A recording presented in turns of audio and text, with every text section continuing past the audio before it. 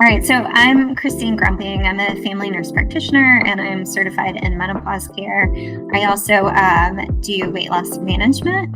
And so we're here today to talk about birth control. And Andrea, I'll let you go ahead and introduce yourself next. My name's Andrea. I'm a women's healthcare nurse practitioner, primarily do women's health, but kind of the full spectrum of women's health as well. And I'm Joslin, and I am a family nurse practitioner and have been in the women's health space for a few years now.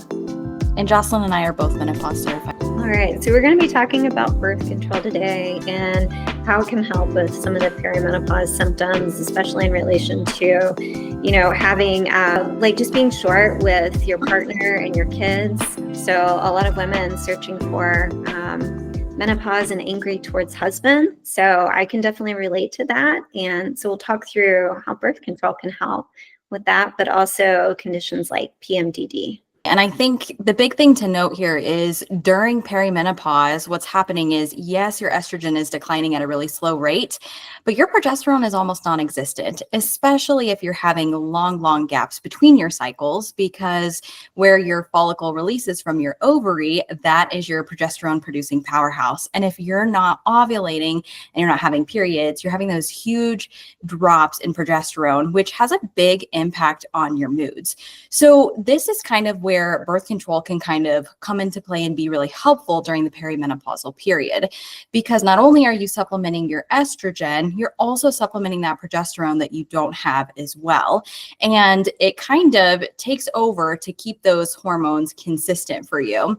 And the good thing about birth control is that there are several different formularies. So if you find you don't do well on one, there is a bunch of others you can do. And usually if you don't tolerate one really well and you're having bad moods and not noticing an improvement in your moods, you can always switch to another birth control that has a different progestin. So the estrogen is the same across most all birth controls. It uses ethinyl estradiol, which is a synthetic estrogen, but there are several different progestins. So you've got levonorgestrel, norgestrel, and then the big one I think that a lot of people are familiar with are Yaz and Yasmin, which is the drospirenone. Joss, did you want to talk a little bit about the drospirenone? So drospirenone is a progesterone that helps a lot with anti-androgenic properties. So it is really great for PMDD. It's great for PCOS, where you have, higher levels of testosterone. That's where you get hair in places that you really don't want. Again, some issues with insulin resistance, but long story short is that drospirenone is fantastic to help manage both mood, but also PCOS symptoms in perimenopause as well, like we were discussing. You have those fluctuations in hormones. So a lot of mood changes and just overall just not feeling like yourself comes into play.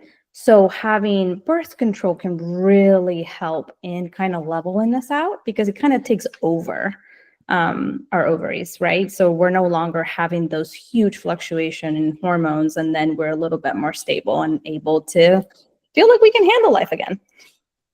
And another thing I'll say too is you can kind of do the best of both worlds, because with drospirenone, yes, it's in Yaz and Yasmin where there is estrogen and progesterone, but you can also do Slind, which is a progesterone only birth control pill, which also contains drospirenone. And you could totally pair that with an estradiol, a bioidentical estrogen, if you wanted to get perimenopause support, but also contraceptive or birth control management, and have the drospirenone to really help with your moods too. In addition to that, it can be used in women that have migraines with aura, because if you have a history of migraines with aura, you really cannot have estrogen in the form of oral form, especially oral birth control. So Slind is a great way to provide that, progesterone, but also help with the anti-androgenic properties that it has. Is that the same thing as the mini pill? So the mini pill is actually norethindrone, which is a first generation progestin. So it actually has a little bit more androgenic properties or testosterone-like properties, whereas drospirenone is a fourth generation. So it has no androgenic properties at all whatsoever. And it's the only progestin on the market that has no androgenic property. Okay. So if you're worried about low testosterone, which one would you recommend? Probably the norethindrone mini pill. I will say though that Slind has a better bleeding profile. So The way that progesterone birth controls work is they thicken your cervical mucus. They can suppress ovulation in some patients, but not everybody. So that's why some people will have cycles and some people won't have cycles. So most people, or a majority of people, have better cycle profiles with the Slind than they do with the norethindrone. And the window's longer as well, which is great, because with the norethindrone, you have like a 3-hour window to take it on a daily basis. And if you go outside that window, you're actually not protected against pregnancy. But with Slind, I believe it's 12 hours. The window is much longer. And I didn't realize, so like in women who are skipping their cycles, that progesterone is also going to be part of that conversation, right? Like I always thought about it as like the fluctuation of estrogen causing those perimenopausal symptoms. But in the context of like anxiety and mood changes, if you're skipping your periods, then also talking about how progesterone is a part of that. And if you take birth control continuously, if you do have hormonal migraines, hormonal headaches, you're feeling a little bit more moods during that placebo week where you're not getting the hormones, you can take it consistently, which can really help mitigate those symptoms and the drop in the hormones during that placebo week too. So I was definitely that woman searching Google menopause and angry at husband, right? But it was more the week leading up to my cycle, I found that my moods would change, right? There's a lot more anxiety and depression going on that week, but the rest of the time I was fine. And it happened enough months in a row that I realized, oh, this is PMDD. And I'm unique in that I'm sandwiched between postpartum, having a baby a year ago, and also perimenopause. But I realized oral birth control could be really helpful to help regulate that. And so I started low estrogen, which I think was too low. I started having night sweats and sleep disruption. So even though it helped with the moods, it helped with the hair loss and some of the other symptoms, it almost like self-induced a menopause state, right? Because I had really low estrogen levels, but also when you take birth control, it basically has your ovaries stop producing hormones. So not only was I low in estrogen because I was taking a low estrogen pill, my ovaries stopped producing testosterone. And I didn't realize that until I watched a presentation with Dr. De Rosa where she talked about that.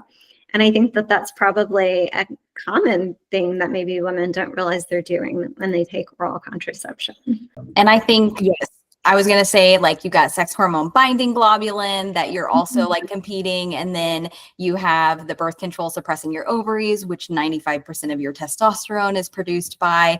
So people that have low libido, changes in vaginal lubrication is definitely impacted by that too. And most birth controls, the estrogen ranges from 10 to 35 micrograms, and loloestrin is the only formulary on the market that has 10 micrograms. So it has the lowest, but it's great because there's also a loestrin 120 where there's 20 micrograms, or a 1.530. So if you do well on that overall, but kind of want to play around with the estrogen dosage, you definitely have that flexibility with that formulary.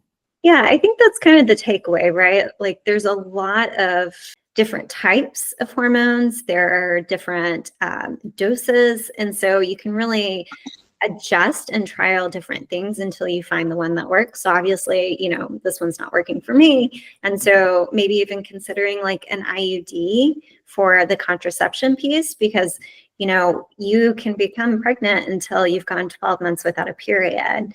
And for me, I'm going to be 40 soon. And so I'm really in that high risk category. If I did become pregnant, being in Texas, that's sort of scary. I want to make sure that we're doing everything that we can to prevent pregnancy. And so IUDs are really great because they're the most effective birth control on the market. And for me, I've already forgotten to take the pill like at least 3 times. So I don't know that oral is right for me, but I think the takeaway here is that if you find your form of contraception is not working for you, that there are a lot of options out there. There are not only pills, like you were saying, there's the IUD, there's the implant, there's patches. You have a lot of different options. So it's about trial and error and finding what works best for you. And my favorite was always the NuvaRing. I don't think I'm that familiar with that one. Is that one you do yourself? It's an intravaginal ring that you insert, and it actually has enough hormones in it for a full 4 weeks. So you can skip your cycle successfully with it too. It's also a 3rd generation progestin, so it's pretty anti-androgenic, and it's around 30 or 35 micrograms of estrogen too. That sounds like one I should consider too. Yeah. They just stopped offering IUDs in a lot of places in Texas. So you can still find them in some clinics, but some clinics are refusing to place them anymore. I see a lot of women in my community that are rushing to get them while they can before Texas like totally bans them. That's insane. It's something that we're just seeing locally, right? So I think every place is going to be different, but a lot of the more conservative organizations see them as abortion therapy. So, one thing to think about is if you're in a conservative state and you know that you want an IUD, maybe now is the time to do it before you can't. And the Paragard is the only, so I don't know if it's Paragard or Mirena, I'm pretty sure it's Paragard, is the only approved IUD that you can insert 5 days after unprotected intercourse as an approved emergency contraceptive and contraceptive moving forward. And it's good for 10 years and non-hormonal. And adding to actually the ring that you were talking about, Nuva ring, you also have aloe vera. I mean, it's a little bit expensive, so getting your insurance to approve it, but it is a ring that you can use for a year. Obviously, you take it out monthly, you clean it, you can leave it out for a week if you want a period, or keep it in and you don't have a period. I did aloe vera for a year and I absolutely loved it. It was amazing. Well, that's it for our episode today on birth control. So on our next episode, we're going to be highlighting a new segment called Shady or Safe, where we talk about some of the treatments out there that are maybe more hype than standard of care. And so we'll be going through what's normal treatment for hormone therapy and maybe what's hype and not really that safe. So thanks for joining us, and we look forward to seeing you next time.